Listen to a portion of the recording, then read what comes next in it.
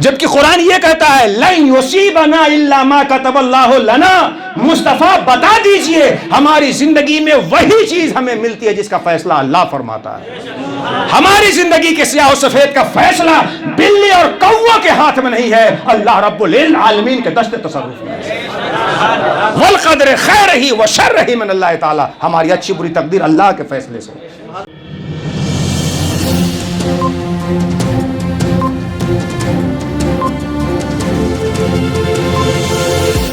جھوٹ سے دور، خبروں سے بھرپور۔ امام غزالی فرماتے ہیں کہ ہمارے اوپر قرآن کے کتنے حق ہیں؟ 5۔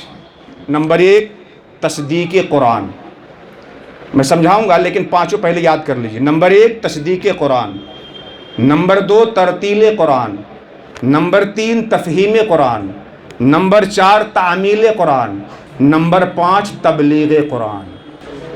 دل کی اتھاہ گہرائی سے قرآن پہ یقین رکھنا، دل کی اتھاہ گہرائی سے۔ زمانہ بدل سکتا ہے، کائنات زیر و زبر ہو سکتی ہے، سورج پورب سے نکلے پچھم ڈوبے، یہ بھی ممکن ہے، پر اللہ نے جو کہہ دیا ہے اس میں کوئی امکان غلط کی گنجائش نہیں ہے۔ پر عالمیہ ہے، کچھ لوگ قرآن کو سائنس سے موڑنا چاہتے ہیں۔ میں کہتا ہوں کہ سائنس اور قرآن میں تضاد نہیں ہو سکتا، بشرطے کہ سائنس سائنس رہے، کیونکہ سائنس اور فلسفہ جو ہے وہ بشری طاقت کے مطابق کائنات کی چیزوں میں غور و فکر کرنے کا نام ہے۔ حکمت اور فلسفہ اور سائنس کیا ہے؟ انسانی طاقت کے مطابق کائنات کی چیزوں میں غور و فکر کرنا۔ یہ چیز اگر مشاہدے کے بعد تجربے کے مرحلے سے گزر جائے تو اس کو سائنس کہتے ہیں، یعنی حکمت عملی کا نیا نام سائنس ہو گیا۔ تھیوری تھی، اس کو پریکٹیکل کر کے دیکھ لیا گیا۔ تو سائنس میں بندوں کی عقل کے مطابق کائنات سے گفتگو ہوتی ہے، اور قرآن میں کائنات کو بنانے والا کائنات کے بارے میں کہتا ہے۔ فرق سمجھیے کہ سائنس میں بندوں کی عقل کے مطابق، اور قرآن میں کائنات کو بنانے والا کہتا ہے، اور بنانے والا بہتر سمجھ سکتا ہے کہ اس نے جس کو بنایا ہے وہ کس کیفیت کے ساتھ بنایا ہے۔ مگر ہاں، کسی کی تفسیر کو قرآن کا درجہ دے دے، کسی کی تشریح کو قرآن کے درجے دے دے اور کہے کہ سائنس سے ٹکراؤ ہے اس تفسیر سے، تو یہ ہماری کج فہمی ہوگی۔ قرآن کے نصوص اور ہیں اور فہم قرآن میں اختلاف ہی اور ہے۔ تو قرآن کا سب سے پہلا حق ہے تصدیق قرآن، اس پہ یقین رکھنا، دل کی اتھاہ گہرائی سے اس پہ یقین رکھیے۔ اب ذرا سوچئے ہم کتنا اس قرآن کا یہ حق دے رہے ہیں، قرآن پہ یقین۔ شمس الدین، قمر الدین، صدر الدین، بدر الدین، بڑا اچھا نام رکھنے والا مسلم نوجوان بڑی تیزی سے جا رہا ہے، اچانک یو ٹرن لے کے واپس آ گیا۔ ہم نے پوچھا بھیا کیوں؟ مولانا صاحب بہت جلدی کام سے جا رہے تھے لیکن کیا کریں۔ ارے کیا ہوا؟ بلی راستہ کاٹ دی نا اس لیے واپس آ گئے۔ بتائیے، ارے بلی راستہ کاٹ دی تو وہ تم کو دیکھ کے اپنا منزل نہ چھوڑی، تم کیوں چھوڑ دیے؟ اے مولانا صاحب ارے بلی راستہ کاٹ دیتی ہے نا تو کوئی مصیبت ہونے والی ہوتی، اب چھوڑیے کل جائیں۔ اگلے دن صبح صبح جب بائک صاف کر رہا تھا تو پڑوسی نے پوچھ دیا کہ آج کہاں کا ارادہ ہے؟ کل بلی راستہ خراب کری تھی، آج اس نے جترا خراب کر کے رکھ دیا۔ جبکہ قرآن یہ کہتا ہے لن یصیبنا الا ما کتب اللہ لنا، مصطفیٰ بتا دیجئے ہماری زندگی میں وہی چیز ہمیں ملتی ہے جس کا فیصلہ اللہ فرماتا ہے۔ ہماری زندگی کے سیاہ و سفید کا فیصلہ بلی اور کوا کے ہاتھ میں نہیں ہے، اللہ رب العالمین کے دست تصرف میں ہے۔ والقدر خیرہ و شرہ من اللہ تعالی، ہماری اچھی بری تقدیر اللہ کے فیصلے سے۔ یہ قرآن کا پہلا حق ہے، اس پہ یقین لائیے۔ اور یہ یقین کیسے ملے گا؟ فقط تقریر سے نہیں صاحب، فقط پڑھ لینے سے بھی نہیں۔ یہ یقین ہمارے سینوں میں تب آئے گا جب کسی یقین والے بندے کی صحبت میں بیٹھیں۔ یہ میں بات کر رہا ہوں اور ذمہ داری سے کہہ رہا ہوں، یقین تب آئے گا آپ کے دل میں جب کسی یقین والے کی صحبت میں رہیں۔ دلوں میں یقین کے لیے کتاب چاہیے مگر اس سے زیادہ صحبت ضروری ہے۔ انبیاء کل کتنے آئے ہیں روئے زمین پہ؟ 1,24,000، اور دوسری روایت میں تو ہے 2 لاکھ، اور کتاب کتنی آئی آسمان سے؟ 4، صحیفوں کو بھی ملا لے تو 104۔ تو اگر صحیفہ بھی شامل کر لیجئے تو کتاب کی تعداد کتنی ہوتی ہے؟ 104. ویسے تو مشہور کتابیں 4 ہی ہیں. اور انبیاء کتنے ہیں؟ اب آپ کا میتھ کتنوں کمزور ہوگا تو فرق تو لگ ہی رہا ہوگا 104 میں اور 1,24,000 میں. کیا سمجھ میں آیا کہ دلوں میں یقین کا چراغ جلانے کے لیے کتاب تو چاہیے ہی، مگر اس سے زیادہ صاحب کتاب کی صحبت چاہیے تاکہ دلوں میں یقین کا چراغ جل سکے. تبھی تو مولانا روم مثنوی میں کہنے پہ مجبور ہوتے ہیں صد کتاب و صد ورق در نار گن روح دل را جانب دلدار گن. یقین والوں کی صحبت میں جائیں، یقین پیدا ہوگا. یہ قرآن کا پہلا حق ہو. قرآن حکیم کا دوسرا حق ہے، جب آپ اس قرآن پہ اتنا یقین رکھتے ہیں کہ ذرہ برابر شک کی گنجائش نہیں ہے، زیر و زبر سب حق ہے، تو پڑھیے اس کو. قرآن کا دوسرا حق ہے ترتیل قرآن، اسے پڑھیے. لیکن ہم لوگوں کا رویہ اس میں کیا ہے؟ دیکھیے، صبح اگر آپ کے دروازے پہ نیوز پیپر والا 10 منٹ لیٹ کر دے تو 10 بار اندر باہر کرتے. جس ڈش پہ آپ نیوز پیپر، سماچار پتر اور اخبار کو دیکھتے ہیں وہ ڈسکنیکٹ ہو جائے، 10 بار فون کریں گے 10 منٹ کے اندر مستری کو.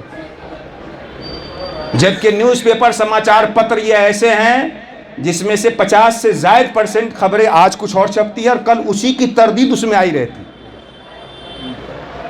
جس میں غلطی کا امکان ہی نہیں، غلطی بالفعل موجود ہے.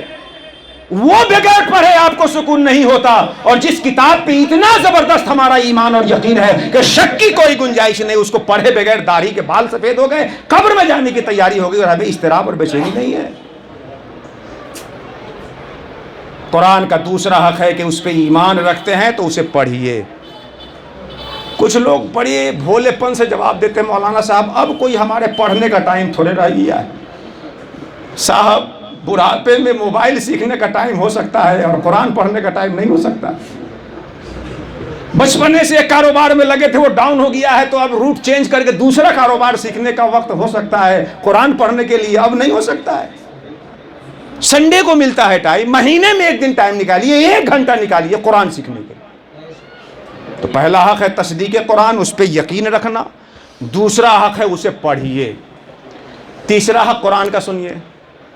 پڑھنے کے حد تک تو کچھ لوگ کھینچ کھانچ کے آ جاتے ہیں، اپنے بچوں کو بھی ضرور ناظرہ خوانی کروا دیتے ہیں. لیکن اس کے بعد تیسرا حق قرآن کا ہے کہ تفہیم قرآن، اسے سمجھیے. قرآن عربی زبان میں ہے، آپ کی زبان میں تو ہے نہیں.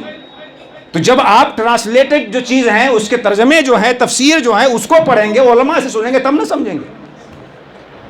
آپ کے موبائل پہ بینک سے کوئی میسج آ جائے انگلش میں ہو اور آپ انگلش نہیں جانتے ہو تو رہ جائیں گے سکون سے؟ چھوڑو، جو ہونا ہوگا دیکھ لیا جائے گا. نہیں، فلاں تم انگلش جانتے ہو، فلاں تم انگلش جانتے ہو، اچھا اس نے بتا بھی دیا تو اب اس سے زیادہ انگلش جاننے والا مل جائے گا تو اسے پھر پوچھیں گے.